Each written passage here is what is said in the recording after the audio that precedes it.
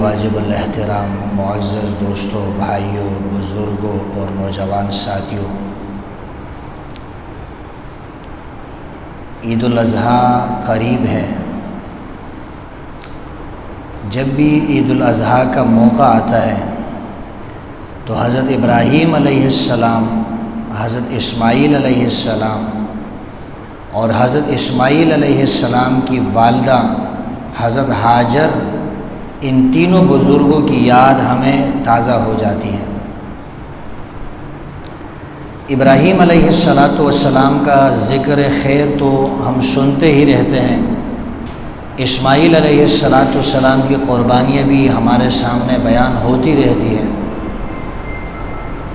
آج آپ کے سامنے حضرت اسماعیل علیہ السلام کی والدہ محترمہ حضرت ہاجر، ان کی 3 باتیں آپ کے سامنے ذکر کرنی ہیں۔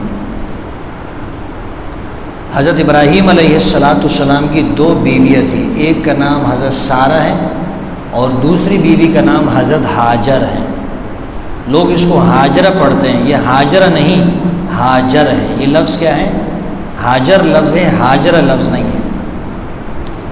تو حضرت ہاجر جو کہ حضرت اسماعیل علیہ السلام کی والدہ ہے، ان کی 3 باتیں آپ کے سامنے ذکر کرنی ہے۔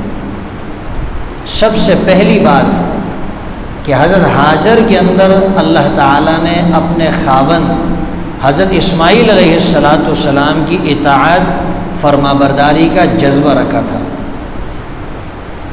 حضرت ہاجر جو تھی، ان کے اندر حضرت ابراہیم علیہ السلام جو ان کے خاوند ہیں، ان کی فرما برداری اور اطاعت کا جذبہ جو ہے وہ کوٹ کوٹ کر بھرا ہوا تھا۔ آج ہمارے اس دور کے اندر جو انتہائی گیا گزرا دور ہے، دینی لحاظ سے انتہائی پسماندہ دور ہے دین کے لحاظ سے، ہمارے دور کے اندر بھی بہت سی خواتین ہمیں ایسی ملتی ہے جو اپنے خاوند کی بہت فرما بردار ہوتی ہے، اطاعت شعار ہوتی ہے۔ تو اگر کسی عورت کے اندر فرما برداری ہوتی ہے، لوگ اس کی تعریف کرتے ہیں، بڑی نیک خاتون ہے، اپنے شوہر کی بہت فرما بردار ہے۔ آپ سوچیں اس دور کے اندر کتنی اطاعت اور کتنا جذبہ ہوتا ہوگا شوہر کی فرما برداری کا۔ حضرت ابراہیم علیہ السلام کی جو اہلیہ ہے، ان کی جو بیگم ہے حضرت ہاجر، ان کے اندر بھی یہ جذبہ بہت زیادہ موجود تھا۔ اور اس کی واضح دلیل ہمیں یہ سمجھ میں آتی ہے کہ جب ابراہیم علیہ السلام نے حضرت ہاجر سے، اپنی بیوی سے کہا کہ میں تمہیں ایک ایسی جگہ پہ چھوڑ کر جا رہا ہوں جو بالکل بے آب و گیاہ وادی ہے، وہاں ان کو چھوڑ دیا۔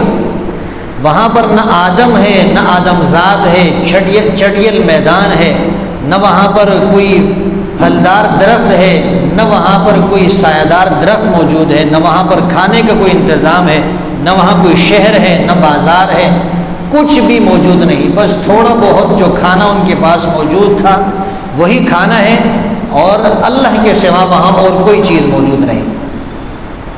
ابراہیم علیہ السلام نے اپنی بیوی حضرت ہاجر اور اسماعیل علیہ السلام دونوں کو وہیں پر چھوڑ دیا۔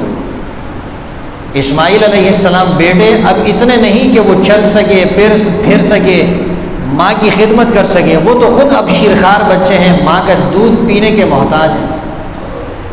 اللہ کے حکم پر ابراہیم علیہ السلام نے حضرت ہاجر کو اور اپنے بیٹے حضرت اسماعیل علیہ السلام کو چھوڑ دیا۔ بیوی نے پوچھا اللہ کے حکم پہ چھوڑ رہے ہو یا کوئی اور وجہ ہے؟ فرمایا کہ یہ اللہ کا حکم ہے۔ یوں اشارہ کیا یہ اللہ کا حکم ہے، حکم خداوندی ہے۔ تو حضرت ہاجر نے اف بھی نہیں کہا، اف، سمجھ گئی کہ اللہ کا حکم ہے، بس اللہ ہی ہماری حفاظت فرمائے۔ یہ ہوتی ہے شوہر کی، خاوند کی اطاعت گزاری، فرما برداری، اطاعت شعاری، جو حضرت ہاجر کی سیرت سے ہمیں سمجھ میں آتی ہے کہ انہوں نے ابراہیم علیہ السلام کی کس طرح اطاعت کی، کس طرح فرما برداری کی۔ ہماری خواتین کے لیے، ہماری بیویوں کے لیے، ہماری بچیوں کے لیے، ہماری بہنوں کے لیے اس کے اندر سبق ہے کہ اس نے اپنے خاوند کی اطاعت کرنی ہے۔ میں اکثر یہ بات کہتا ہوں کہ دیکھیں جب آپ کے پاس کسی لڑکے کا رشتہ آئے، آپ اس لڑکے کا رشتہ اچھی طرح دیکھیں، دیندار ہے یا نہیں ہے، اس کے اندر سمجھداری موجود ہے یا نہیں ہے۔ لیکن ایک مرتبہ جب رشتہ ہو گیا ہے، نکاح ہو گیا ہے، اب شوہر چاہے وہ کماتا ہے یا نہیں کماتا، وہ خوبصورت ہے یا نہیں، وہ ڈھنگ کا آدمی ہے یا نہیں ہے، بس وہ آپ کا شوہر ہے، وہ آپ کے نصیب میں ہے۔ آپ نے اس کی جائز کاموں کے اندر اطاعت کرنی ہے، اس کی فرما برداری کرنی ہے۔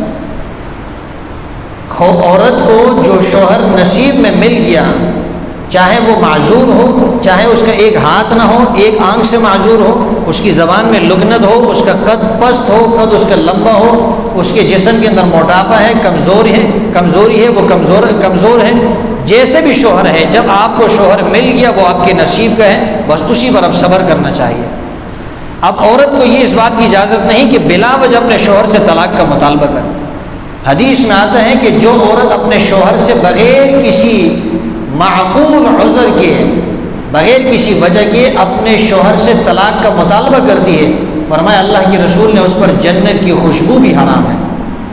حالانکہ جنت کی خوشبو تو کئی سو سال کی مسافت پر جو ہے وہ محسوس ہوگی۔ فرمایا کہ عورت کے اوپر وہ جنت کی خوشبو جو ہے وہ بھی حرام ہو جائے گی جو بغیر کسی وجہ کے اپنے شوہر سے طلاق کا مطالبہ کرتی ہے۔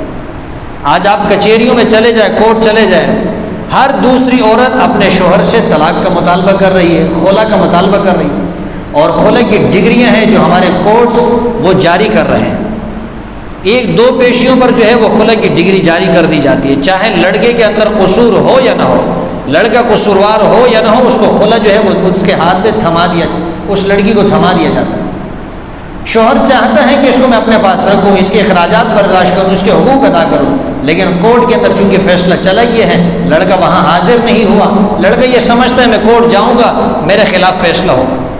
لڑکوں کو جانا چاہیے، جو شادی شدہ لڑکے ہیں جن کی بیویوں نے ان کے خلاف خلا کا کیس دائر کیا، ان کو چاہیے اس کی پیروی کرے، وہاں حاضری دے، جج سے کہے کہ بھائی میں اس کے اخراجات برداشت کرنے کے لیے تیار ہوں، اس کے حقوق ادا کرنے کے لیے تیار ہوں، میرے اندر کمی کیا ہے، نقصان کیا ہے۔ ایک شوہر کے اندر جو خوبیاں ہوتی ہیں میرے اندر موجود ہے، لہٰذا میں اس کو طلاق نہیں دینا چاہتا، لیکن لوگ کیا کرتے ہیں، نہیں جاتے ہیں تو کورٹ جو ہے وہ خلا جاری کر دیتا ہے۔ کتنی خواتین ہیں کہ ان کو اس طریقے سے خلا مل جاتا ہے، دوسری جگہ شادی کر لیتی ہے۔ علماء فرماتے ہیں اس طرح خلا لے کر، کورٹ سے اس طرح خلا لے کر دوسری جگہ نکاح کرنا یہ حرام ہے، وہ اس کے نکاح سے نکلتی نہیں ہے، اسی کے نکاح کے اندر برقرار رہتی ہے۔ بہرحال میں عرض یہ کر رہا تھا کہ حضرت ابراہیم علیہ السلام کی جو اہلیہ تھی، حضرت ہاجر رضی اللہ تعالیٰ عنہ، ان کے اندر اطاعت کا اور شوہر کی فرمانبرداری کا جذبہ موجود تھا، اور وہ ان کی سیرت سے ہمیں معلوم ہوتا ہے۔ دوسرا جذبہ جو حضرت ہاجر کے اندر موجود تھا، جس جگہ ابراہیم علیہ السلام نے اپنی بیوی کو چھوڑا ہے، آپ آج بھی اس جگہ کا اگر آپ نظارہ کریں گے، آپ خود سوچنے پہ مجبور ہو جائیں گے کہ جس وقت ابراہیم علیہ السلام نے اپنی بیوی کو یہاں چھوڑا تھا، حضرت ہاجر کو چھوڑا تھا، وہاں تو نہ آدم موجود تھا، نہ آدم ذات موجود تھا، نہ کوئی بستی موجود، نہ کوئی آبادی موجود، نہ کوئی پھلدار درخت موجود، نہ کوئی جھاڑی والا درخت موجود، نہ کوئی سایہ دار درخت، کچھ بھی موجود نہیں، بس پتھر ہی پتھر ہے اور پہاڑیاں ہی پہاڑیاں ہیں، چڑیل میدان ہی میدان ہے، نہ وہاں پر پانی ہے، نہ وہاں پر کھانا ہے، نہ کوئی انسان ہے، کچھ بھی موجود نہیں۔ وہاں حضرت ہاجر کو ابراہیم علیہ السلام چھوڑ کے جا رہے ہیں اور اپنے بیٹے کو وہاں چھوڑ کر جا رہے ہیں۔ حضرت ہاجر اس سب کو برداشت کر رہی ہے، اس پہ صبر کر رہی ہے، اور پھر جب بیٹے کو ذبح کرنے کا اللہ حکم دیتے ہیں ابراہیم علیہ السلام کو، اپنے بیٹے اسماعیل کو ذبح کر دیجیے، بیٹے کو ذبح کرنے کا حکم اس وقت آتا ہے کہ جب ابراہیم علیہ السلام کا بیٹا حضرت اسماعیل علیہ السلام اب چلنے لگتے ہیں۔ علماء نے ذکر کیے غالباً ان کی 14 سال یا 9 سال یا جتنی بھی ان کی عمر ہو گئی تھی، بہرحال وہ چلنے لگ گئے تھے، اتنا تھا کہ اپنی ماں کا، اپنے والد کا کچھ نہ کچھ ہاتھ بٹا سکتے تھے۔ اس وقت اللہ کا حکم ہوتا ہے کہ اپنے بیٹے کو ذبح کر دیجیے۔ جب بیوی کو پتہ چلتا ہے کہ یہ اللہ کا حکم ہے، شیطان آتا ہے، شیطان بہکاتا ہے کہ آپ کا شوہر آپ کے بیٹے کو ذبح کر رہا ہے، تو حضرت ہاجر کہتی ہے کہ ایسا تو ہو نہیں سکتا کہ کوئی باپ اپنے بیٹے کو ذبح کرے۔ شیطان نے کہا یہ اللہ کا حکم ہے، اس لیے وہ ذبح کر رہا ہے۔ حضرت ہاجر نے فرمایا جب حکم ہے اللہ کا، پھر تو اس حکم کے لیے میں بھی تیار ہوں، یہ تو میرا بیٹا ہے، اگر یہ اللہ کا حکم ہے، اللہ کا حکم میرے لیے اس طرح آ جائے کہ بیوی کو ذبح کر دیا جائے، اس کے لیے تو پھر میرا سر بھی تسلیم خم ہے، پھر تو یہ قربانی دینے کے لیے میں بھی تیار ہوں۔ کتنا صبر ہے، بیٹا ذبح ہو رہا ہے اور حضرت ہاجر اس قربانی کے لیے تیار ہو گئی۔ ہمیں اس سے یہ سبق ملتا ہے کہ اگر ہمارے پاس اللہ نے کوئی ہمیں نعمتیں دی ہے، دولت دی ہے، مال دی ہے، تو بہت اچھی بات ہے، آپ اس پہ شکر بجا لیں۔ لیکن تکلیف ہے، راحت نہیں ہے، پیسے نہیں ہے، گھر نہیں ہے، پریشانی ہے، تو پھر آپ نے صبر سے کام لینا۔ پھر آپ کے لیے رسول اللہ صلی اللہ علیہ وسلم کی سیرت ہے، آپ کے لیے حضرت ہاجر کی سیرت ہے، آپ کے لیے ابراہیم علیہ السلام کی سیرت ہے، آپ کے لیے ازواج مطہرات کی سیرت ہے۔ اللہ نے تو ابراہیم علیہ السلام کی سیرت کو بھی بطور نمونے کے پیش کیا ہے، اور رسول اللہ صلی اللہ علیہ وسلم کی سیرت کو بھی اللہ نے بطور نمونے کے پیش کیا ہے۔ اللہ نے بتا دیا کہ اپنا آئیڈیل کسی کو بنانا ہے تو ابراہیم علیہ السلام کو بنانا ہے، اپنا آئیڈیل کسی کو بنانا ہے تو محمد الرسول اللہ صلی اللہ علیہ وسلم کو بنانا ہے۔ اور ہماری ماؤں کے لیے، ہماری بہنوں کے لیے، ہماری بیٹیوں کے لیے جو سیرت ہے، جو نمونہ ہے، جو آئیڈیل ہے، وہ ازواج مطہرات ہے، وہ رسول اللہ صلی اللہ علیہ وسلم کی بیٹی حضرت فاطمۃ الزہرا ہے، وہ حضرت عائشہ ہے، وہ حضرت حفصہ ہے، وہ حضرت خدیجہ ہے، رضوان اللہ تعالی علیہم اجمعین۔ پھر یہ جو ازواج مطہرات ہے، یہ ان کے لیے سیرت ہے، ان کی سیرت وہ ان کے لیے جو ہے نمونہ ہے۔ بہرحال حضرت ہاجر کی دوسری خوبی کیا ہے؟ اللہ نے ان کو صبر کا جذبہ عطا کیا تھا۔ پہلا جذبہ کیا تھا حضرت ہاجر کے اندر؟ شوہر کی خدمت، شوہر کی فرمانبرداری، شوہر کی اطاعت، اور دوسرا جذبہ جو ہے ان کے اندر صبر کا موجود ہے۔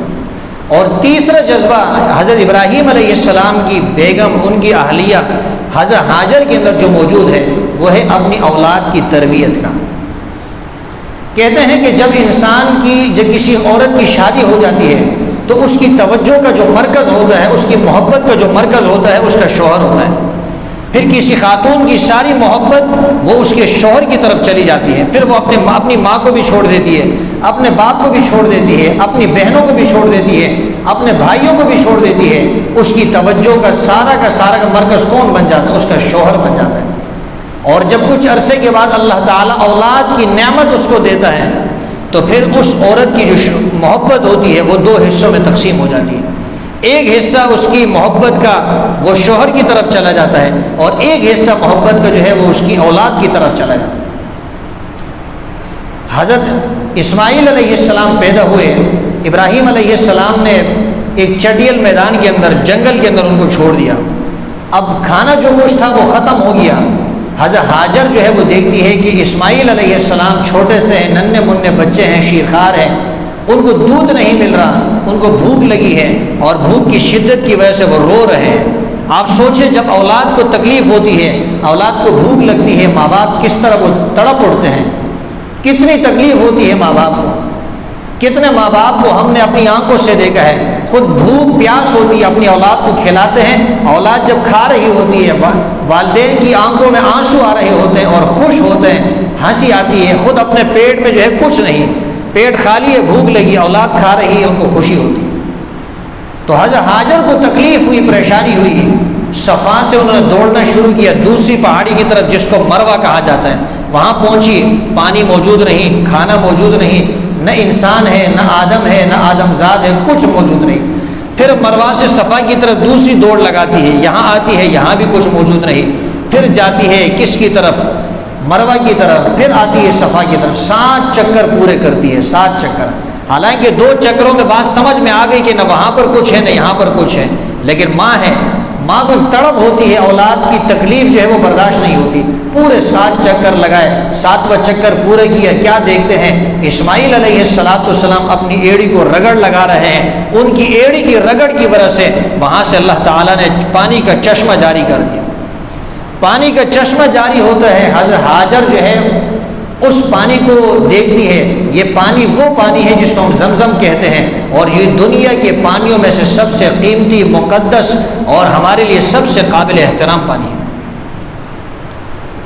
جب وہاں پر پانی کا انتظام ہوتا ہے، ایک قافلہ وہاں سے گزرتا ہے، قافلہ کیا دیکھتا ہے؟ یہاں پر پانی موجود ہے، وہ وہیں پر اپنا بسیرا کرتا ہے، وہیں پر اپنے ڈیرے جو ہے وہ جما لیتا ہے، وہیں پر ایک آبادی بستی ہے، ان کے اندر جو ہے حضرت ہاجر کا، اسماعیل علیہ السلام کا رہن سہن بھی وہیں پر ہو جاتا ہے، وہیں پر کھانے پینے کا اللہ انتظام بھی کر دیتے ہیں، وہیں پر اسماعیل علیہ السلام جوان ہوتے ہیں، ان کی شادی بھی وہیں پر ہوتی ہے۔ آپ نے دیکھا حضرت ہاجر جو ہے وہ اپنی اولاد کی فکر کر رہی ہے، اپنی اولاد کی تربیت۔ تو تیسرا جو جذبہ اللہ نے حضرت ہاجر کو دیا تھا وہ اولاد کی تربیت کا تھا۔ ہماری ماؤں کے اندر بھی، ہماری جو خواتین ہیں ان کے اندر بھی اپنی اولاد کی تربیت کا جذبہ ہونا چاہیے، اولاد کی فکر ہونی چاہیے۔ اللہ فرماتے ہیں وَلَا تَقْتُلُوا أَوْلَادَكُمْ، اپنی اولاد کو قتل مت کرنا۔ علماء فرماتے ہیں اولاد کی قتل کی دو صورتیں ہیں، ایک صورت یہ ہے کہ آپ نے اس کی جان لے لی، دوسری صورت یہ ہے اس کو قرآن کی تعلیم سے محروم رکھا۔ آپ نے اگر اپنی اولاد کو قرآن کی تعلیم سے محروم رکھا، آپ نے اپنی اولاد کو روحانی طور پہ قتل کر دیا۔ اپنی اولاد کو روحانی تعلیم سے محروم نہیں کرنا چاہیے، قرآن کی تعلیم سے محروم نہیں کرنا چاہیے۔ قرآن کی تعلیم سے محروم کرنا یہ اولاد کو قتل کرنے کے مترادف ہے۔ اللہ فرماتے ہیں اپنی اولاد کو قتل نہیں کرنا۔ تو حضرت ہاجر کی جو سیرت ہم پڑھتے ہیں اس سے ہمیں بہت ساری باتیں سمجھ میں آتی ہیں۔ اس میں ہماری خواتین کے لیے بہترین نمونہ ہے، حضرت ہاجر نے شوہر کی اطاعت کی، شوہر کی فرمانبرداری کی۔ ہمیں یہ سبق ملتا ہے کہ ہم اپنی خواتین کو بتائیں کہ وہ اپنے خاوندوں کی، اپنی بیٹیوں کو بتائیں، اپنی بہنوں کو بتائیں اپنے خاوندوں کی اطاعت کریں، فرمانبرداری کریں، شوہر کی راز کی بات کو راز رکھیں۔ بہت ساری خواتین ہوتی ہیں ان کے اندر یہ بڑی بیماری ہوتی ہے کہ شوہر کے ساتھ جو خفیہ باتیں ہوتی ہیں صبح ان باتوں کو شیئر کر دیتی ہے، ان کو جو ہے پھیلا دیتی ہے، اپنی سہیلیوں کے اندر ان کو بیان کرتی ہے۔ یہ بہت افسوس کی بات ہے، اس طرح نہیں کرنا چاہیے۔ شوہر کہیں آپ نے اس طرح کرنا ہے، ٹھیک ہے، آپ کا حکم ہے میرے سر آنکھوں پر، آپ کے حقوق اپنی جگہ پر ہے، آپ کا مقام اپنی جگہ پر ہے، آپ کا مرتبہ اپنی جگہ پر ہے، لیکن شوہر کی اطاعت وہ آپ پر لازم ہے، وہ آپ کے لیے ضروری ہے۔ اور دوسرا جذبہ حضرت ہاجر کے اندر کیا ہے؟ صبر کا جذبہ ہے۔ اگر اللہ نے آپ کو دولت دی ہے، خوشی دی ہے، صحت دی ہے، اولاد دی ہے، مال دی ہے، آپ اللہ کا شکر بجا لائیں، بہت اچھی بات ہے، لیکن جہاں تکلیف آ جائے وہاں شور شرابہ نہیں کرنا، وہاں واویلا نہیں کرنا، اس پہ آپ نے صبر کرنا ہے۔ مسلمان کے پاس سب سے بڑا ہتھیار یہی تو ہے، جہاں وہ عاجز ہو جائے، بے بس ہو جائے، تکلیفوں سے چور چور ہو جائے، اس کے سامنے جب صبر کی آیات آتی ہے پھر وہاں اس کو تسلی کا سامان ملتا ہے کہ یہاں تکلیفیں ہیں، اس کے بدلے میں اللہ مجھے آخرت کے اندر راحت کا سامان ضرور دیں گے۔ اور تیسری جو خوبی حضرت ہاجر کے اندر موجود تھی وہ کیا ہے؟ اولاد کی تربیت۔ ہمیں اپنی اولاد کی تربیت کی فکر کرنی چاہیے۔ اگر اپنی اولاد کی تربیت کی فکر نہیں کی، یہی اولاد کل کو نافرمان ہو کر ہمیں اولڈ ہوم کے اندر کل کو پھینک دیں گی، اور پھر ہمارا جو ہے کوئی سہارا موجود نہیں ہوگا۔ ہمیں انہی اولاد کے اوپر افسوس ہوگا، انہی اولاد کو پھر ہم بددعائیں دیں گے جن کے لیے ہم نے حلال اور حرام کی تمیز نہیں کی، حرام اور حلال کا ہم فرق رہن کے لیے بھول گئے۔ دعا ہے اللہ تعالیٰ سے ہمیں حضرت ابراہیم علیہ السلام، حضرت ہاجر جو ان کی اہلیہ ہے ان کی سیرت پر، اور بالخصوص رسول اللہ صلی اللہ علیہ وسلم کی سیرت پر چلنے کی توفیق عطا فرمائے۔ وآخر دعوانا ان الحمد للہ رب العالمین۔